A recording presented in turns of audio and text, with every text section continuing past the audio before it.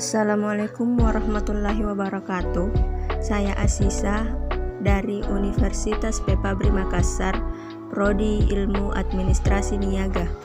Di sini saya ingin menjelaskan sedikit materi tentang lingkungan bisnis, tugas dari mata kuliah pengantar ilmu administrasi. Nah, kita mulai dari pengertian bisnis.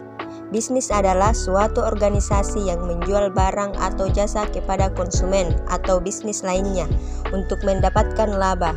Secara historis, kata bisnis dari bahasa Inggris business, dari kata dasar busi yang berarti sibuk dalam konteks individu, komunitas, ataupun masyarakat.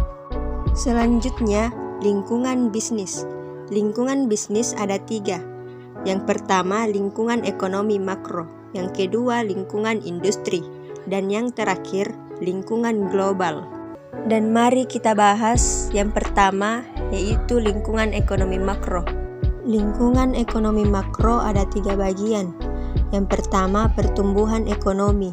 Indikator pertumbuhan ekonomi secara umum diukur oleh tingkat total produksi dari barang dan jasa dalam ekonomi, juga jumlah total pengeluaran dan tingkat pengangguran.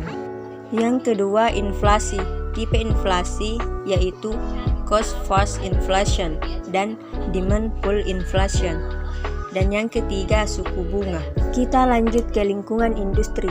Lingkungan industri ada 4. Yang pertama, permintaan industri. Yang kedua, persaingan industri. Yang ketiga, lingkungan tenaga kerja. Dan yang terakhir, lingkungan peraturan. Selanjutnya, lingkungan global. Motif perusahaan berkecimpung bisnis internasional. Yang pertama, menarik permintaan asing. Yang kedua, kapitalisasi pada teknologi. Yang ketiga, penggunaan sumber-sumber murah.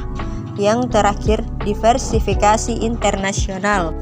Nah, adapun cara perusahaan menjalankan bisnis internasional, yaitu dengan ekspor dan impor, investasi asing langsung, dan aliansi strategis.